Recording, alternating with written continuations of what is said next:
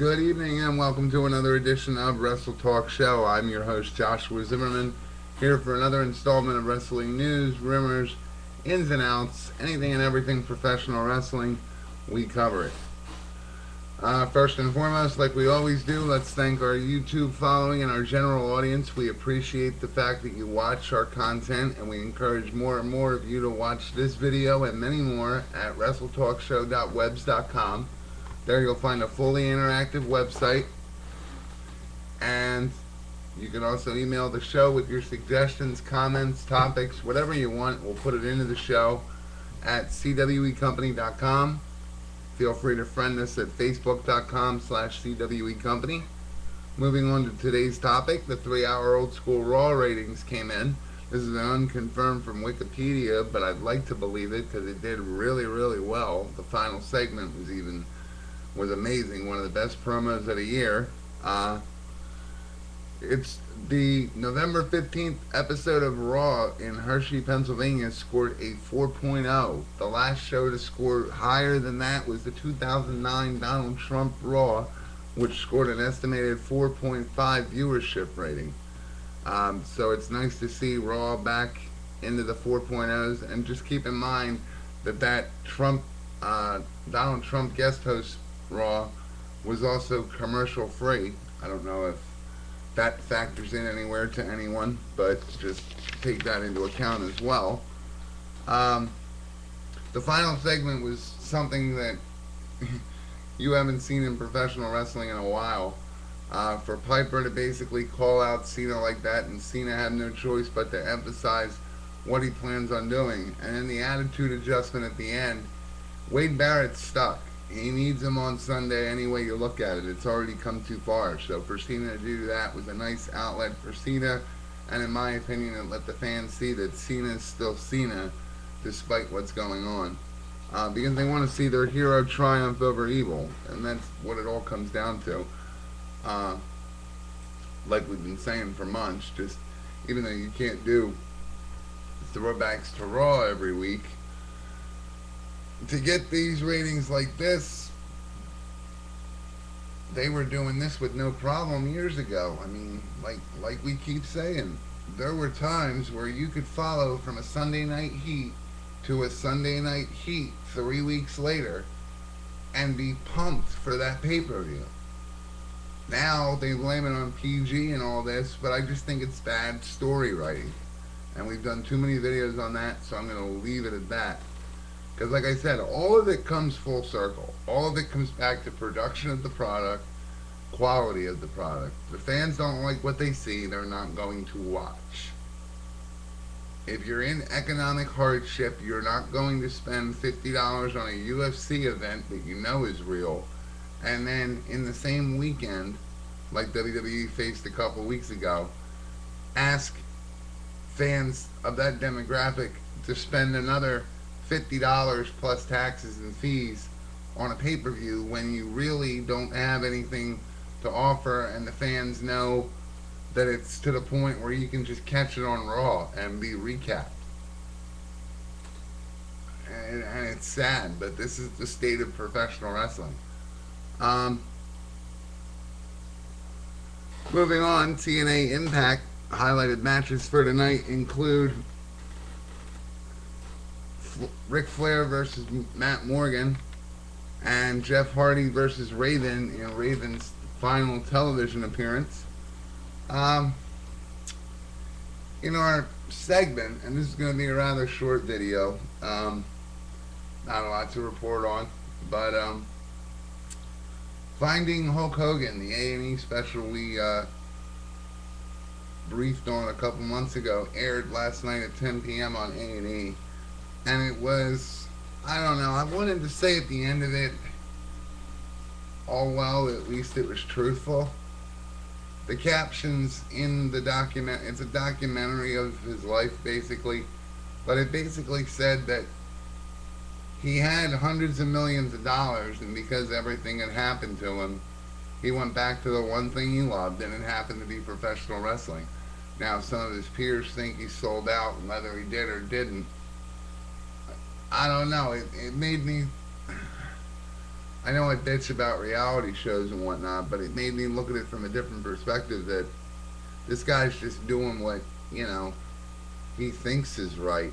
I mean, there's management higher than him in TNA that should know that this product is bad, but he seems to legitimately believe in the company, and maybe he does bring up, a couple scenes showed it in the productive meeting, the staff meetings in the morning and whatnot.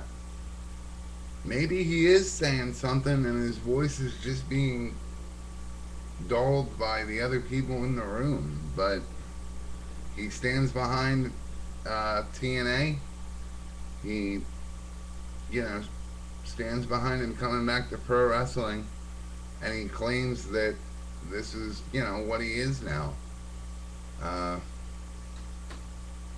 I don't know how to discuss that without saying there's only so much you can do before you're not able to do it. I mean, it's obvious he's going against doctor's orders and whatnot, and maybe that, that and his popularity procured him the salary the six-figure salary that he's at now. But what's all the money if he's not going to be able to perform right? I mean, one of the first scenes in the opening segment was him taking all these like 9 to 12 different what you assumed were vitamins and shit like that just to, I mean, stay healthy. Way to go. But I mean, when you're at that age, and I mean, maybe it's unrealistic, but with what wrestling's paying him, wouldn't it just be easier to go at it for another year and live a simple life? I mean, he explained how he dumped all his marital problems and they just settled on his son's car accident. I mean, rebuild to a comfortable state and then get out, because there's no way he's gonna. I mean, he'll always be a legend, but how long are people going to pay to see him is what it comes down to. Kind of like Ric Flair used to draw, but now Ric Flair's just part of the roster. We want to see the younger guys. The legends showcase the event, but sometimes your dark matches and your matches leading up to your main event are the matches that actually make the entertainment keep you entertained throughout, and then you get your standard fillers and whatnot that you come. The high cards are on the main event, etc., etc. But getting back to this, I mean, now as long as it sticks with the consistency, I think I would watch this every week just to get I mean, I guess it's the same as reading his autobiography, but just to get a sense of where he's at now. I mean, it was good for that. I mean, I thought it was good that he actually was open and honest with a breakdown after his divorce, and it legitimately sounds like he didn't see it coming. That his ex-wife just got tired of being with a man her age and cashed out. And she cashed out for a multi-million-dollar settlement. And the way the captions, the A&E captions put it, for financial and personal problems, he went back to pro wrestling against doctor's wishes. Like, he says his money's right now, but he more or less went back, as we confirmed. He had no other choice. And you gotta wonder, it was nice to hear him say, one of the quotes I remember vividly is, through everything I lost, it was funny how pro wrestling was still there for me. And there was a lot of guys years ago that used to say that. Now it's just get in, cash out, and get out. Because most promotions don't have the consistent money for you that are any good. And the bigger ones, it takes too much to get in. Among other things, but that's just the biggest factor, especially around here. Your independents make up tomorrow's superstars, and when your independents can't operate consistently, when they're a promotion that puts on a show every couple months or what have you, then of course they're going to get squashed quickly, because 1,500. A promoter might not have that per show to do a decent show.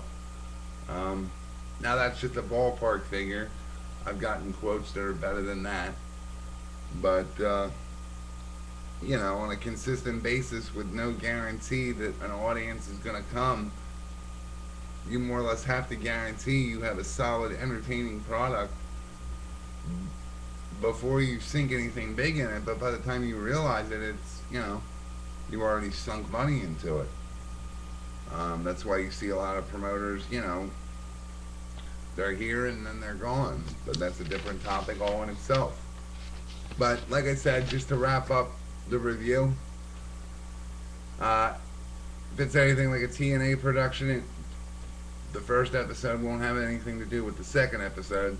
But if A&E keeps this up, I might watch this consistently, because it didn't seem like it was a TNA produced product. It seemed like A&E got into his life and Dixie Carter was just around to comment on TNA's part in Hulk Hogan's rebuild. So that was nice. It wasn't completely TNA'd out.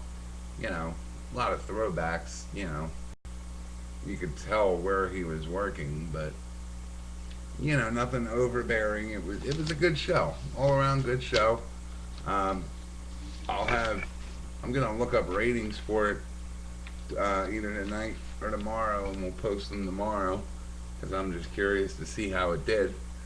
Like I said before, anyone interested in supporting the show, this is not a WHYY commercial, but if you like what you see and would like to help us improve the content and the length and product, and overall product, please feel free to visit WrestleTalkShow.webs.com and click on our support the show link there.